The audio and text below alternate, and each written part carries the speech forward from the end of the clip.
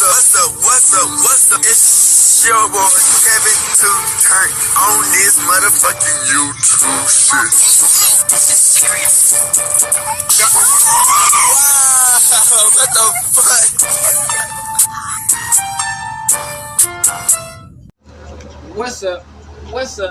What's up? It's your boy Kevin turn YouTube shit. Hey man, we are Leadin team of 10 teams, man. Turn up a day. Straight hitting outside. Big crippin' it. Gang straight hitting outside shit, man. Free pastime, free condo, Russian do your thing, and Texas stand the fuck up. Each day is a new day to be a different version of yourself. Never let somebody bring you down. Always fight back. Never let somebody tell you who you are. Also, never put yourself in a position you don't belong. Let's stay humble. It's your revolution on the movement. Keep Yahweh first. Keep choose black Hebrew Israelite as a real Jew. We out you. Alright. Boom. Today, it's a motherfucking day. Straight hitting outside. Big crippin' it. Gang straight hitting outside shit, man. Turn up, and the gang go. Bruh. Man, we've been seeing how the rap game and Beach have been conspiring, bruh. You know what I'm saying? And it's a jungle. Trip. You know what I'm saying? However shit goes, it goes usually half the time. And, as we see as Rick Ross overcome these beefs and, because, he got a lot of beefs that he have back and forth with people over the time in the industry. You know what I'm saying? And then we're going to talk about Big Meech. Like, all this shit that happened with Big Meech and now the nigga Rick Ross just disappeared. You gonna see Big Meech and Rick Ross like as though like entities, like you feel like they like you feel me? Like okay, we trying to put that nigga on. Shit just disappeared. This shit wild, bro. This shit lit. I hope y'all watch this video, man. Be sure to like, subscribe, and let's get into it, man.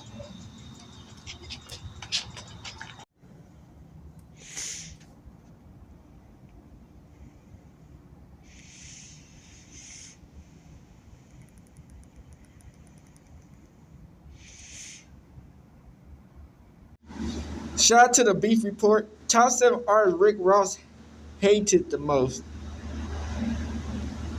How do you feel about boss giving you the name Officer Ricky? I just want to hear from you. They don't work too much money to even be, Officer Ricky is insane. What does it take to make a boss snap? Rick Ross, the man who built an empire on cool, calculated confidence, isn't easily rattled. This is a list of 7 artists that managed to rattle Rick Ross. Before we dive into these explosive rivalries, make sure to hit that like button and subscribe to the channel. That way, you won't miss any of our deep dives into hip-hop's biggest clashes and untold stories. The first on the list of artists Rick Ross hated the most is 50 Cent. This isn't just a rivalry. It's the defining hip-hop beef of the late 2000s, a brutal, no-holds-barred war that stretched for years. Yeah, nigga be mad. Fuck each other. Countless careers. It was a clash of titans, a battle for the very soul of hip-hop's top spot, and it revealed just how far both men were willing to go to destroy the other. The conflict ignited almost immediately after Ross's 2006 breakout hit, Hustlin'. 50 Cent, the undisputed king of hip-hop at the time, having dominated the charts and airways for years, saw Ross not just as a new competitor, but as a fraud whose entire persona was built on a lie. 50, a master marketer and provocateur known for exposing discrepancies in an artist's background, began a relentless, multi-pronged campaign to dismantle Ross's credibility. The core of his attack was Ross's past as a correctional officer. To 50, this was the ultimate hypocrisy for a rapper. No, this is not the G-Unit sneaker. Listen, everybody over there at G-Unit, who built his entire identity on being a kingpin, a boss who detailed the intricacies of the drug trade in his music. 50 launched a vicious assault creating instant classic diss tracks like Officer Ricky and I'm Not Rich, Still Lying, and flooding the internet with the infamous photos of Ross in his correctional officer uniform. This wasn't just rapping, it was a strategic siege designed to humiliate and invalidate Ross's entire artistic output. But William Leonard Roberts II, the man behind Rick Ross, did not crumble. He fired back with equal ferocity, understanding that to back down would mean career suicide. His track Mafia Music was a pivotal moment in the beef. It contained the infamous line, I'm into capering, I'm flying your bitch first class to the Cape Verdean, which 50 Cent interpreted not as a boast, but as a direct and unacceptable threat toward his young son, Marquise. This single line escalated the beef from verbal jabs and lyrical competition to something far more sinister and personal. 50 Cent responded by allegedly threatening Ross's life on a New York radio station, and the feud became dangerously real, involving family and inciting real-world tension where security details were intensified and public appearances were carefully calculated. The war played out across every available medium, in the press, on mixtapes, through social media, a relatively new battleground at the time. I'm deciding to your life up. Rick, bro, I'm gonna your life up. 50 Cent employing a strategy of sheer volume and humiliation. He I mean, they both doing hella good. So I mean, Tia Kemp to a book deal, a move seen as one of the lowest blows in hip-hop beef history. Ross, however, maintained his boss persona throughout, often responding with cooler, more calculated disses. Tracks like Teflon Don and anthems like BMF, Blowing Money Fast, felt less like direct responses and more like victory laps, showcasing his continued commercial success in the face of 50s attacks. He was proving that he could withstand the storm and still win. What makes this hatred so profound and enduring is its longevity and immense impact. It defined both of their careers for a significant period, consuming their creative energy and public personas. While the active hostility has cooled over time, the animosity is etched in stone.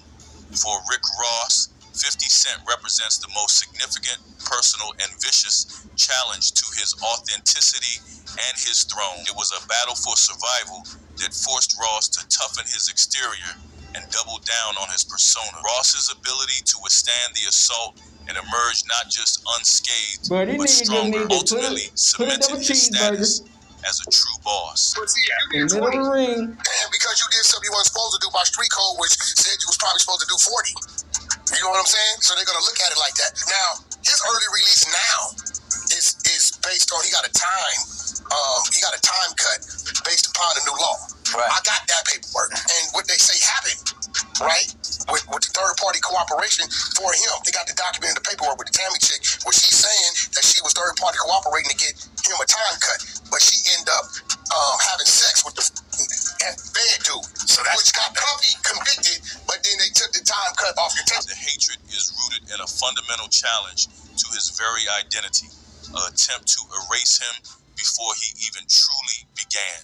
And that is something that is never forgotten. The second on the list of artists Rick Ross hated the most is DJ Vlad. The second on the list is a different kind of faux media personality, DJ Vlad. This hatred isn't about rap skills or street credibility. It's about control of the narrative, a battle Ross has waged fiercely in the digital age against what he perceives as a predatory media culture. It's a feud that highlights Ross's role as a protector of his circle and a guardian of their legacies, especially in death. The tension stems from Vlad's platform, Vlad TV, which is known for its extensive, often gritty interviews with hip-hop artists and figures from the streets.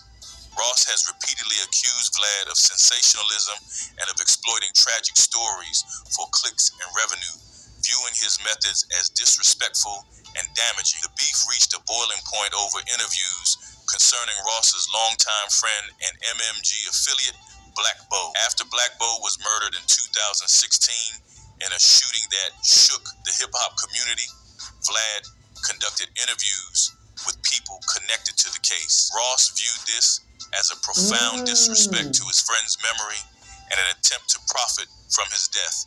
Circling the tragedy like a vulture, Ross's hatred became public and venomous. He took to social media, specifically Instagram, to launch intense tirades against Vlad, calling him a culture vulture and accusing him of being a parasite on the hip-hop community who built a career off the pain and stories of others without contributing anything positive. This wasn't just online posturing or a war of words from a distance.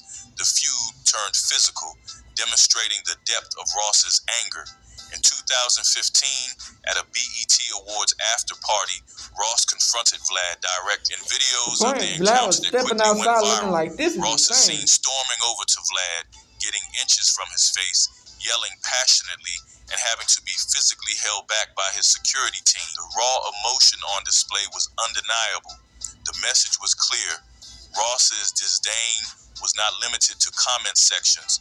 It was visceral, and he was willing to confront the man he felt was disrespecting his fallen friend and his culture in a very real way. The hatred continued to simmer for years. Ross has consistently used his platform to warn other artists against doing interviews with Vlad, framing it as a matter of principle and loyalty to the culture. He positioned himself as a gatekeeper against what he saw as a toxic influence. For Rick Ross, DJ Vlad represents everything wrong with modern media, a lack of integrity, the prioritization of gossip and conflict over truth, and the exploitation of black pain for profit. This beef is unique because it's not a competition between artists.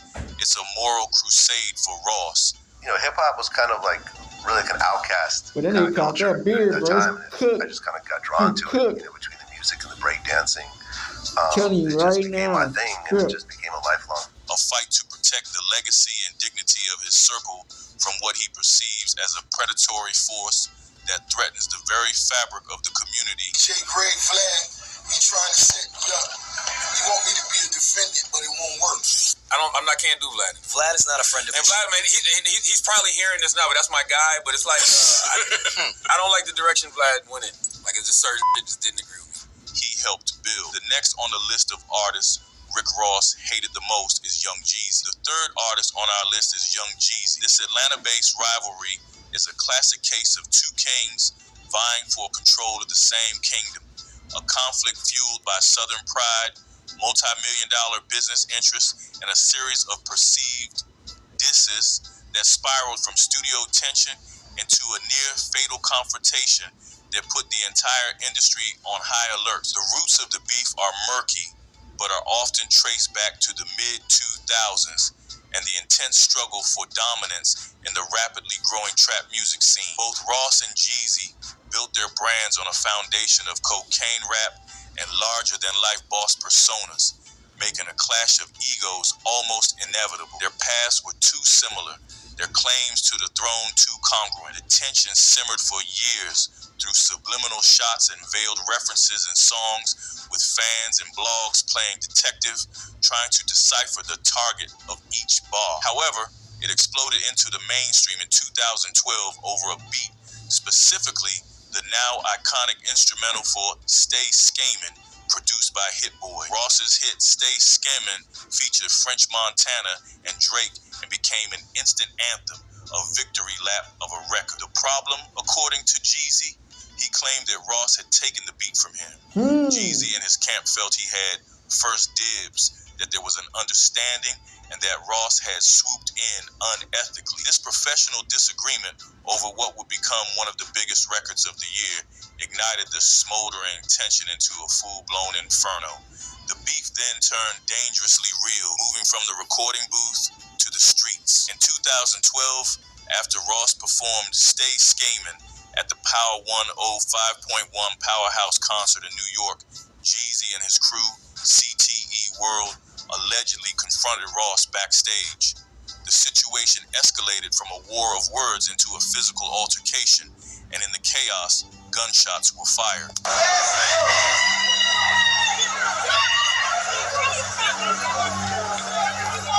While miraculously no one was seriously injured, the incident sent shockwaves through hip-hop, proving the hatred was far more than just lyrical bravado. It had real-world, life-or-death consequences. This event forced a moment of reckoning within the genre about where competitive spirit ended and genuine danger began. Both rappers then took their battle to the studio with renewed venom. Jeezy put out the diss track R.I.P., a direct and aggressive challenge. Ross fired back with The Plug, where he mockingly thanked Jeezy for the beat and taunted him about his album sales and street credibility, aiming to undermine the very pillars of Jeezy's persona. The hatred was palpable, a toxic mix of professional jealousy, territorial dispute, and genuine personal animosity. While they have since claimed the beef is squashed, appearing together on tracks in subsequent years, the history of violence and the intensity of the disses placed Jeezy high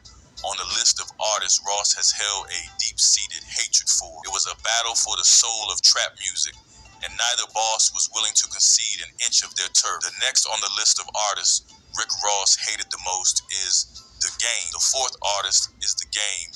This West Coast rapper's feud with Rick Ross is a fascinating and brutal sidebar in hip-hop history, a story of a fleeting alliance shattered by betrayal and a diss track so vicious, so deeply personal, that it remains one of the most disrespectful and shocking in rap lore. The beef is intrinsically linked to Ross's epic war with 50 Cent. The Game was originally a foundational member of 50 Cent's G Unit, but had a massive, public, and acrimonious falling out with the group, resulting in one of the most famous beefs of the early 2000s. For a time, this shared enemy made him and Rick Ross unlikely allies, united by a common foe. They collaborated on tracks like Maybach Music 2, presenting a united front against the G Unit machine.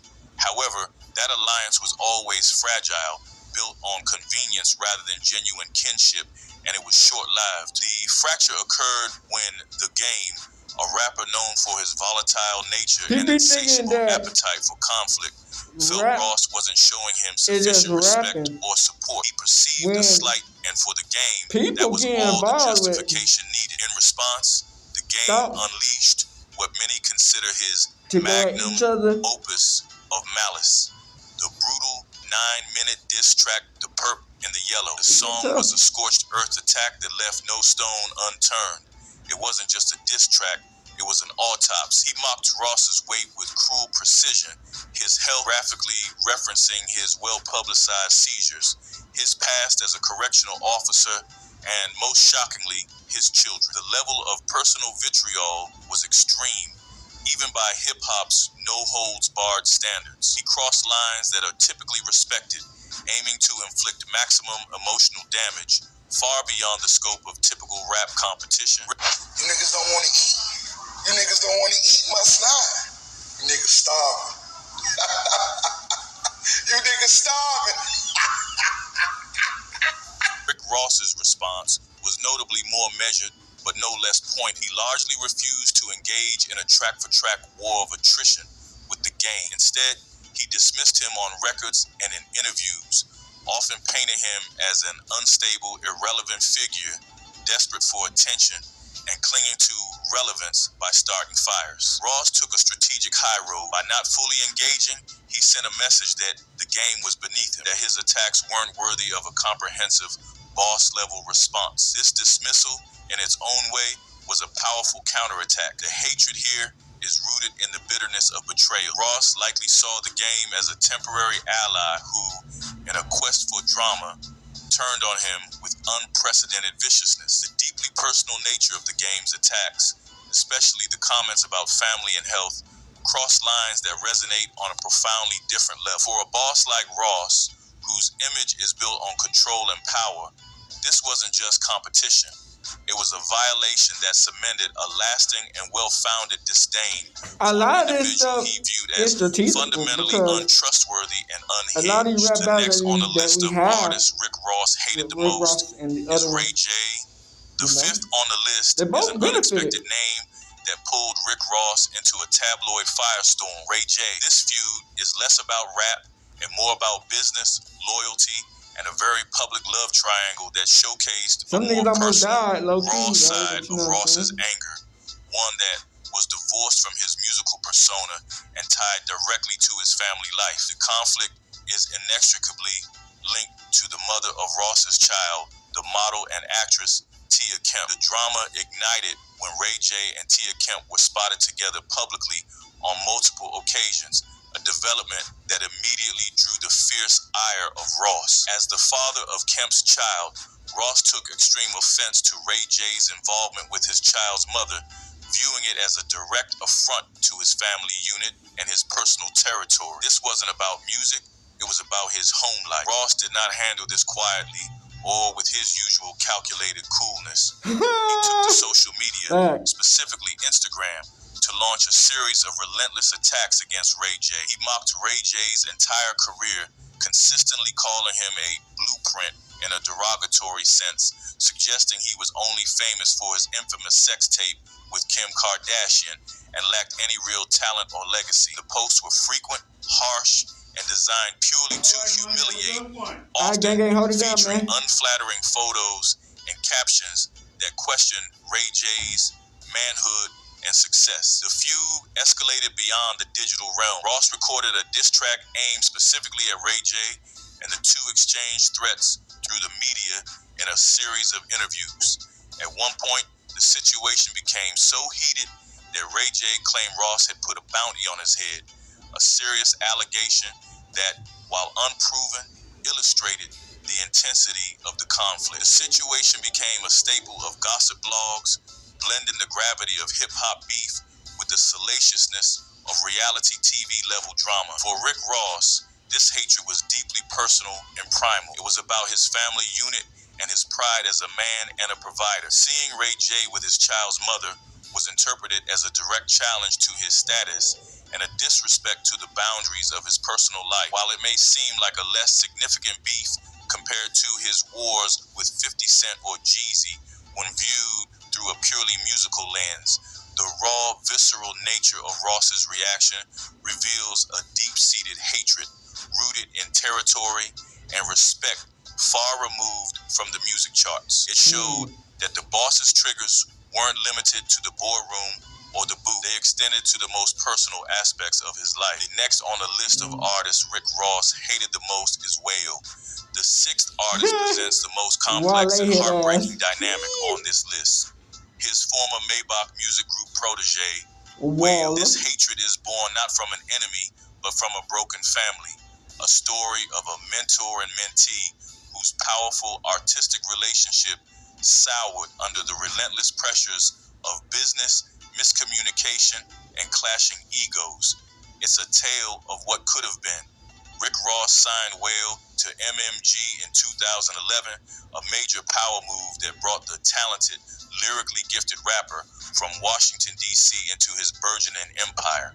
For a time, it was seen as a perfect symbiotic match. Ross, the visionary boss, provided the larger-than-life platform, the cinematic production, and the commercial muscle. Whale delivered critical acclaim, intellectual depth, and a different, more nuanced flavor to the MMG sound, broadening its appeal. They collaborated on successful projects like the Self-Made series, and Whale became one of the flagship artists of the label, seemingly a brother in arms. However, beneath the surface, cracks began to show. Whale, an artist known for his emotional depth and sometimes volatile nature on social media, began to feel increasingly undervalued and misunderstood within the MMG structure. He publicly expressed frustrations about the promotion of his albums. Ever evolving, ain't we? But I'm doing right now. I'm working on a go-go album, and it's kind of like my NERD kind of project, like my separate outside of Wale project. And I got Tinashe, Chris Brown, and a whole lot of dope people that's trying to help me work on it. So I'm working on that right now. But first, I'm doing Self-Made Volume 4 with Rick Ross. I talked to him yesterday. He's doing fine. I know that was somebody else's next question. He's doing great. Most notably, 2013's The Gifted, and what he perceived as a lack of full-throated support from Ross and the label machinery. This culminated in a series of now-deleted, emotionally charged tweets where Whale went on a rant, airing out his grievances with MMG for the entire world to see. Ross, the boss, the CEO, did not take this public display of insubordination lightly. In his world, loyalty is paramount, and airing dirty laundry publicly was seen as the ultimate betrayal. The response was a cold corporate silence that spoke volumes. Ross effectively froze Whale out. Interviews surfaced where Ross downplayed Whale's importance to MMG, referring to him as just one part of the collective rather than a star in his own right. The musical collaboration So, I mean, Wale haven't been doing that once a nothing no staple, more. I mean, dwindled he to used to be nothing. fire. The brotherhood Be was honest. shattered, replaced by a chilly professional distance. The hatred here is the quiet, dismissive kind. It's the profound disappointment and anger of a leader who feels betrayed by someone he elevated, someone he considered family. For Ross, Whale's public complaints were a sign of disloyalty and a lack of gratitude. For Whale, Ross's lack of perceived support was a betrayal of their artistic partnership. This feud stands out because it's a story of a broken bond, a fractured family. The love and mutual respect were once there, which is why the resulting hatred and disconnect cut so deep. It's a sobering reminder that in the music business, even the strongest creative alliances can fracture when business expectations and personal feelings fatally collide. The next on the list of artists Rick Ross hated the most is Birdman. The final artist on our list is Birdman. The hatred between Rick Ross and Birdman is a clash of two boss-level titans, a cold war fought in boardrooms and through the press, fueled by money, power, and the high-stakes battle over one of hip-hop's most valuable assets. I remember nigga went on Charlemagne. It's a feud that showcases Ross as a strategic power player on the industry's highest level. The central figure in this feud is none other than Lil Wayne. During the mid-2000s, when Wayne was engaged in a Herculean effort to extricate himself from his notoriously restrictive and contentious contract with Birdman's Cash Money Records, Rick Ross saw an opportunity and positioned himself as Wayne's ally and potential liberator. In a bold power play that reverberated throughout the industry, Ross publicly offered to buy out Wayne's contract for a reported $15 million.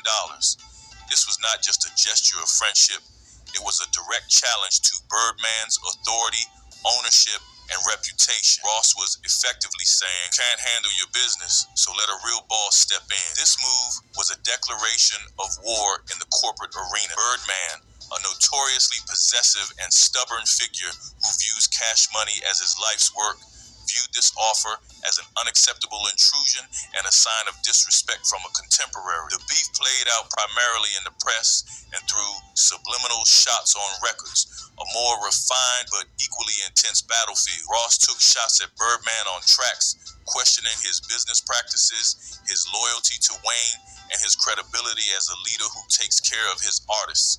Birdman, never one to back down, fired back with his own subliminal disses, defending his empire and his status as an OG in the game. The hatred here is rooted in a battle for power, influence, and industry stature. Ross, the newer boss on the block who had built MMG into a powerhouse in a relatively short time, was directly challenging a veteran like Birdman. How old was Wayne when you found him? Wayne could have been 10, 11. A little bit with a pick, and I just saw no fear in him. Yeah. He ain't had no fear. Yeah. And that's what made me really take to him. He wasn't scared. A man who had been a dominant force for decades. It was a move to solidify his own status as a powerhouse who could operate on the same level as the industry's old guard and disrupt their established systems. For Birdman, Ross was an ambitious upstart trying to poach his most valuable asset and undermine his legacy. This feud never escalated to the same violent or intensely personal levels as his others, but it was a calculated, high-stakes conflict between two men used to getting their way. The cold, business-minded nature of their animosity reveals a different, more strategic side of Ross's hatred, one that is financial, positional, and just as intense as any street rivalry, proving that the battles for respect in hip-hop are fought with contracts and press releases just as fiercely as they are with diss tracks. Outro. Through all of it, from the relentless siege by 50 Cent to the corporate chess match with Birdman, Rick Ross has never backed down from a confrontation. He has navigated each clash with a mixture of raw street instinct and calculated business acumen. Every rivalry revealed a different facet of the boss. The defender of his authenticity against 50 Cent, the protector of his friends' legacies against DJ Vlad, the ruthless businessman against Birdman, and the betrayed mentor in the heartbreaking split with Wales. Some rivalries were born from broken bonds, others from bruised egos and multi-million-dollar business disputes, but all showed how fiercely Rick Ross guards his empire, his name, and the code he lives by. His hatreds are not fleeting emotions. They are the defensive mechanisms of a man who built a kingdom from the ground up and will defend it against any threat, internal or external. Now it's over to you. Was the all-out war with 50 Cent the most defining chapter in his career? Did the betrayal by the game That Jeezy cut shit the was deepest crazy with its unprecedented personal attacks?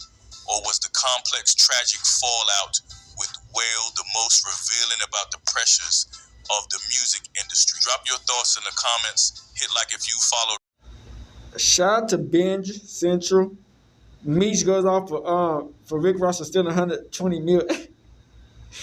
Bro, was this Rick Ross' whole plan to fuck up Big Meech when he got out of jail, bitch? Like, this shit is literally crazy, mind-boggling, bitch. Happy birthday, nephew. I'm glad. That's simple. A lot of like to spend their money. We love to spend our money. We can't take none of this. None. Ain't no armored trucks pulling up at no funerals. Simple. So you better enjoy this. A fool and his money will park. We do this. So we bad guy out of all of this. Who's the bad guy? I don't think there's a bad guy. No, yes it is. That Vlad, let's talk about it. I think Meech is the one that made a mistake. No. No? No. Lil Meech. No. Meech could have had this shit if he went and signed his rights. Perfectly damn well. I think the female the bad guy out of it. She signed the And rights. what that would lead to.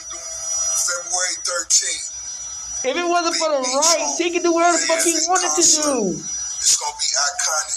Too many names to list, but let me That girl that got the rights Lil Baby. and his whole publishing and 21 mastering. Savage. Sexy Red. Ricky Rose now. Rick Ross can get sued for this if it was like, you know what I'm saying? Because his master. With the icon himself. Special. Epic. Get your tickets right now. I'm back. A quick Google search for you says that your net worth is $20 million. I know I got more money than that. I might go 70 days without looking at my exact total amount of my money because it gives me anxiety keep looking at numbers all day. It's like when you put money in stocks, the stock trader told me, say, put a lot of money in stock, don't keep looking at that. It'll drive you crazy. Lil Meech isn't holding back anymore. He's calling out Rick Ross for allegedly scamming Big Meech out of a massive $120 million. And now, things are heating up fast. This isn't just another rap beef. It's turning into a full-blown war between BMF and Rick Ross, with both sides refusing to back down. Yeah. So look, I do want to do a BMF film because you've been entertained by a lackluster, small-budget series. Now it's time to do a big-budget film. The world of hip-hop is in chaos. Social media is split in half. Fans are taking sides. And every new post adds fuel to the fire. This could be one of the biggest showdowns we've seen in years. In this video, we're diving deep into Lil Meech's explosive claims, the truth behind the alleged $120 million hustle, and how it could change everything for the BMF legacy. I'm doing right now, my shoulder broke, but we still getting to the money. We still count paper. This ain't a pump and dump, man. Why he break his shoulder?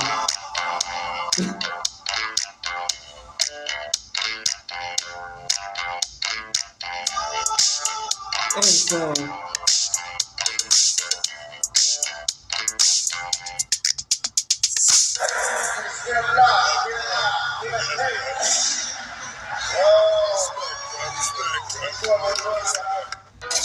Think about it. It was all part of the plan. Said that Rick Ross, they set up Big Meech. Yeah, got the whole Big Meech being that series. And now you got 50 Cent. He owning the rights to Took a picture with Rick Ross. Wow. Against the wall and just slide down. Word on the street is Rick Ross just played Big Meech like a pawn in a $120 million hustle. And once again, 50 Cent jumped in, clowning the whole situation. But here's the thing. People say they saw this coming long before it went down. Everyone except Big Meech himself. Ross came in smooth, flashing Hollywood dreams and big business talk, movie deals, massive projects, luxury partnerships. It sounded like a new era for Meech and his son. But once the camera stopped flashing, reality hit. Ross walked away, living large, while Big Meech and Lil Meech were left hanging. No deals, no money, no movement. The whole thing started to look less like a partnership and more like a setup. One street insider even said people felt bad for Lil Meech, but not for the grown men who should have seen it coming. This was business, not sympathy.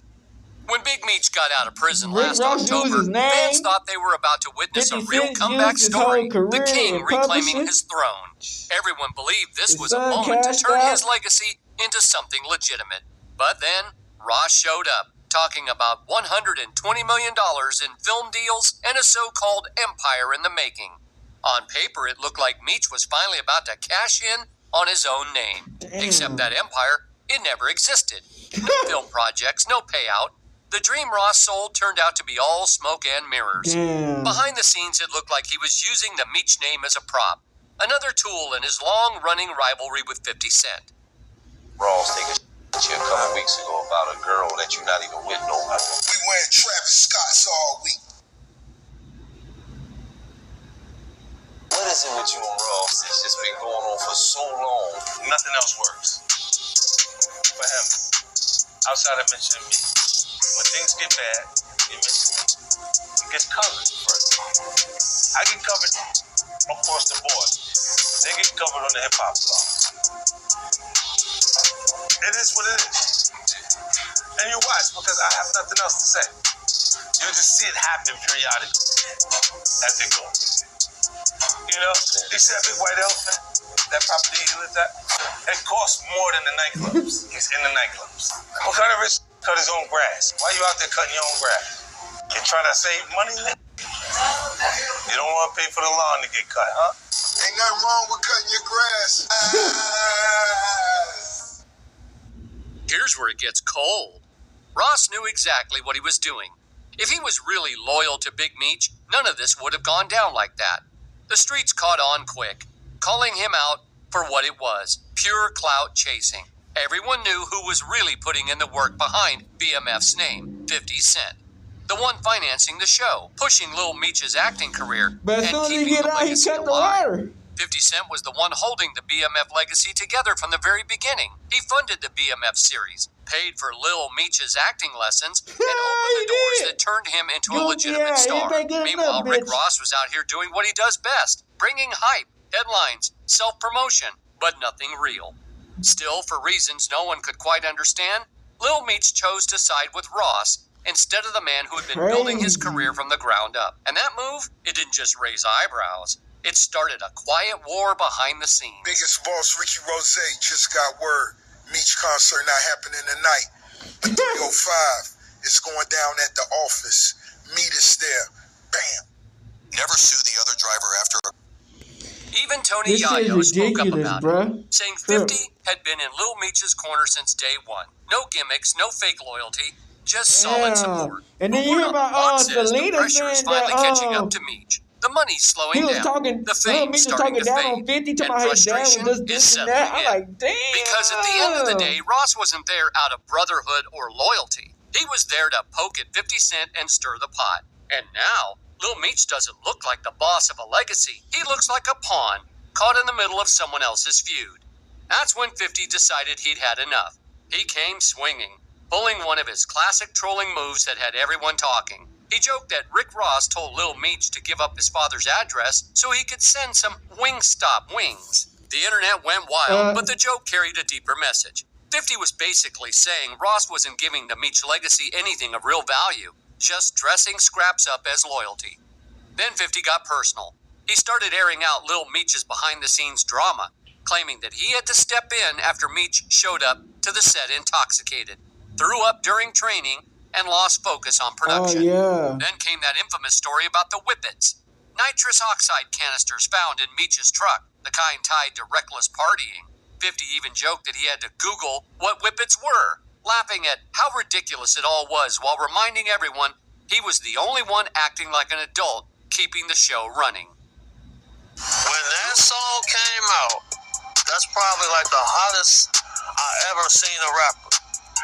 People was confronting Ross everywhere, 100 deep. When Larry Hoover Jr. 100 deep to confront Ross about saying the old man name in the song. Even some of the BMF guys for saying he think he Big Meech. When it come to Meech, Meech had guys getting BMF tats on their face in the pen. Through it all, 50 positioned himself as the protector, the one holding Lil Meech's career together, while Ross and Big Meech, in his eyes, were playing too fast and loose with their own legacy. But despite everything, Lil Meech stuck with Ross. They were seen clubbing, smiling for cameras, acting like everything was fine. And that's when the streets turned. People started roasting what was left of the BMF image, saying that the partnership with Ross was built on ego and empty talk, and it collapsed faster than anyone expected. I'm Big Meech, entrepreneur, here at Five Star Smiles to make sure that my smile is right forever. First off, and it's that nigga don't talk worth the shit. So the first thing people noticed is the smile. So knowing that I was going to be doing probably interviews and stuff like that and be in the limelight, I wanted to make sure that was the first thing I had. Got them cookie cutter teeth. Like a lot of people in prison, they neglect our teeth. Then came Michael Rainey Jr., Power's very own Tariq, who jumped into the mix and added more fuel to the fire. He didn't sugarcoat a thing, saying he didn't feel bad for either Lil Meech or Big Meech, because in his words, grown men should have seen this coming. That viral clip had the internet on fire. Ricky Rose, the time has come. February 13th, get your tickets right now. Florida, Miami, Detroit, California, ATL. We're making history. It spread like wildfire, hyping up Ross's name everywhere.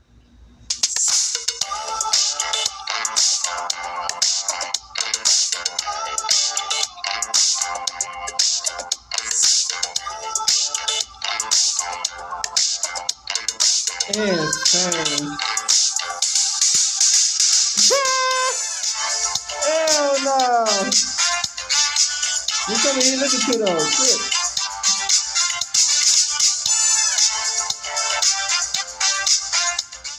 And the moment 50 Cent saw it, he didn't waste time.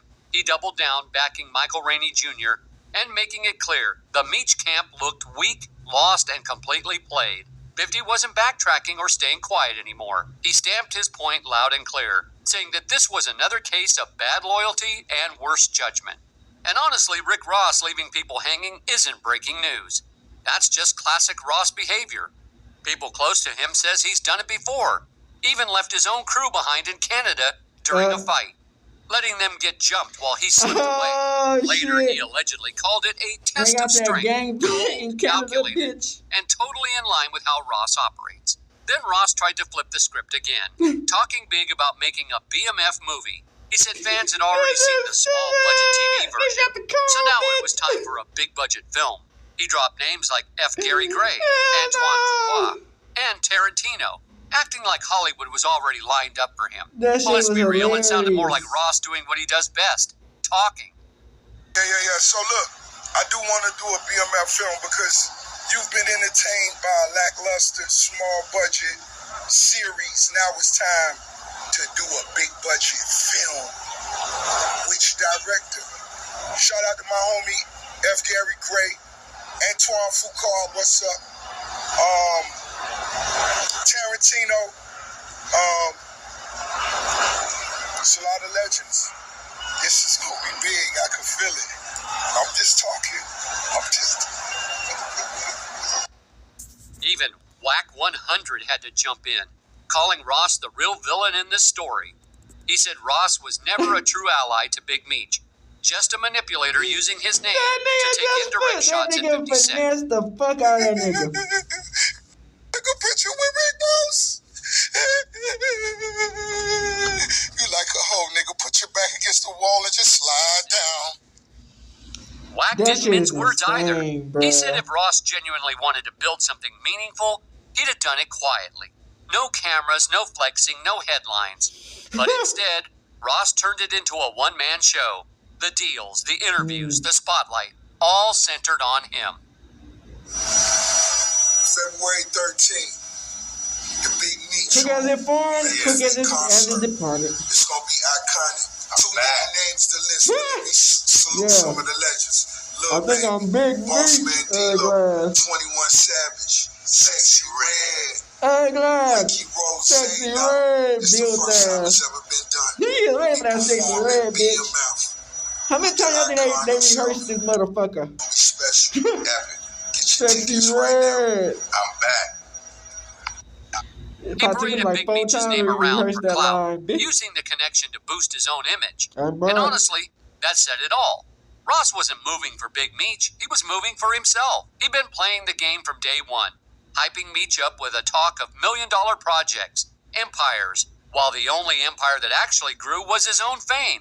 Behind the scenes, Ross had even started driving a wedge between Big Meech and 50 Cent, the very man who helped build Lil Meech's career and kept that legacy alive through BMF. And when the dust settled, all that was left were broken promises and empty A real nigga like headlines. me, nigga, I would've came out there myself. Man, fuck that, nigga, what? Took a picture with Rick Nah, Ross. that nigga ain't get my Against the wall and just advancement, ho. slide down. Ross took even more shots, bragging about buying people's That little masters nigga and didn't calling give 50 no out by damn name. until he He buy a Chrome mocked, Heart, saying he bitch. could buy 50's masters anytime. Then, in another clip, he threw shade about Lil Meech's journey, talking about how 50 had to take him out of Detroit and put him in acting school. He said he remembered when Lil Meech was just rapping with no one backing him, but that comment only showed what everyone already knew. Ross was still obsessed with being in the spotlight, even if it meant tearing someone else down to stay there. When the hype around BMF started dying down, Rick Ross went silent. He cut off contact with Meech, disappearing just when things started slipping. That's when reality hit hard. Ross was only ever loyal to his own pockets. The minute Meech stopped benefiting his brand, he was no longer part of the plan. Disappeared. You been injured in a car accident? Insurance. The minute Meech stopped benefiting his brand, he was no longer part of the plan. Nowhere to be found. You took a picture with Rick Ross. That's fucked up. Put your back against the wall and just slide down. Then came the rumors. People started whispering that Ross was the real reason behind the cancellation of Meech's Welcome Home benefit concert. An event fans originally thought 50 Cent had sabotaged, but insiders claimed something darker. They said Ross didn't want Meech to bounce back strong. He wanted him out of the spotlight, sidelined, while he played the online hero, pretending to carry the legacy. To a lot of people, that was the ultimate betrayal, trading another man's story for clout instead of rebuilding it. That's when the streets turned their backs on Meech. And they... Yes, Charleston White is correct. I'm a rapper, not a dealer. Be sure to catch my new show, 50 Cent, 50 Ways to Catch a Killer. And things only went downhill from there. When Meech tried to clap back, calling 50 Cent an internet gangster and accusing him of hiding behind social media for attention, the public didn't buy it. Everyone saw it for what it was, damage control. By that point, the jokes were already flying. The memes, the tweets, the commentary. All of it painted Meech as someone who'd been played and outmaneuvered by the very people he thought were on his side. When you look at Ross's track record, though, it's not surprising. The pattern's been the same for years. Alliances built on self-interest, partnerships that end with someone else paying the price. This isn't new for Ross. Nearly every major connection he's made in hip-hop has followed the same formula. Chaos, confusion, and someone else left cleaning up the mess. Look at his Maybach music crew. Whale, Meek Mill, Gunplay. They all once stood proudly under Ross's wing. But over time, frustration started building. And he got new artists now. Shady contracts, empty promises. The stories piled up. Ross would act supportive in public, but behind closed doors, people say it was all control, ego, and manipulation. Trying to decide how we gonna roll at this Meech concert tonight. 2 lambs, 4 Raris, 5 double R's, something like that. At this point, the picture's clear. Rick Ross has a history of knowing exactly what he's doing and what it will lead to. If he truly respected Big Meech, he would have kept things quiet and handled business behind the scenes. But instead, he went public, knowing full well how 50 Cent would react once he saw Ross linking up with someone tied to his brand. There was money, pride, and legacy all on the line. And instead of moving with respect, Ross chose chaos. And as always, someone else ended up paying the price. I've seen a lot about the Big Meech concert getting canceled. What I'm not seeing is anybody blaming Rick Ross for it. Nobody's saying Rick Ross is Even Big Mill, once seen as Rick Ross's right-hand man, eventually stepped back after realizing the MMG empire wasn't built for everyone to win. And now that same pattern seems to be happening again, this time with Big Meech. But The Big Meech $120 million deal Ross hyped up turned out to be nothing but smoke and mirrors, while Ross walked away with another round of headlines and free publicity. A quick Google search for you says that your net worth is $20 million. They said it, duh. I know I got more money than that. I might go 70 days without looking at my exact total amount of my money because it gives me anxiety keep looking at numbers all day. It's like when you put money in stocks, the stock trader told me, say, put a lot of money in stock, don't keep looking at that. It's going to drive you crazy. People are starting to catch on, though. Every time Rick Ross starts fading from the spotlight, he magically finds someone new to attach himself to. Someone with real credibility in the streets. Meanwhile, 50 Cent flipped the entire game. While Ross keeps chasing validation through beef and controversy, 50 is out here turning real stories into billion-dollar TV hits. That's the difference. One man's chasing clout, the other's building empires. The streets see it, the fans see it. Even insiders are now saying Ross is playing checkers while 50 is out here running chess. Think about it. It was all part of the plan. 50 Cent and Rick Ross, they set up Big Meech. Freeway Ricky, Rick Ross, and now you got 50 Cent.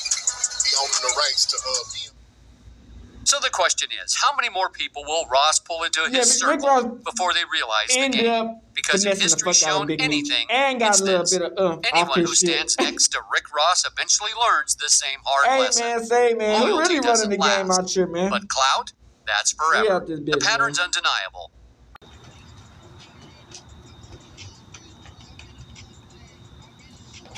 Alright, we back.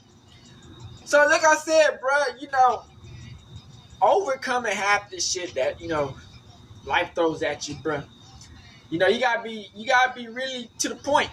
You know what I'm saying? To the T. Because everybody got that same goal of wanting to be successful. You know what I'm saying? And shit can happen to where, you gotta really stand up for what you believe in or do what you do. You know what I'm saying? Because life gonna always give you tested goals, you know what I'm saying? And to be where you at in life, it might not be at a high spot or a place you really want to be at. You still can make the best out of it, you know what I'm saying? And so it's like, when you continue to go over each hump, you always have people you can go at. It's how it goes, you know what I'm saying? And each person, I think to me, I feel like the most one that went probably crazy was a Jeezy one because it went down to some pow shit.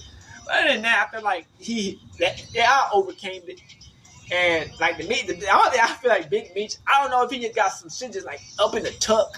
Him and his sons, I'm just feeling. I feel like Big Meech and Lil Meech got something in the fire. They got something in the tuck. Their fingers just go crazy. They're take over the game. That's how I'm feeling. I feel like Big Meech and Lil Meech got something, a son and pop duo in the cut about to go crazy. In the business, be vicious up in this motherfucker. But Crip, man, at the end of the day, man, this was a interesting video, man. Make sure y'all like and subscribe. We got to do. Hood outside, Big Crip in the game outside shit, man. Hey, Dad, you know, dawg, when we link up, dawg, this shit be legendary. You know this instrumental, you the engineer on it, so Kodak everywhere.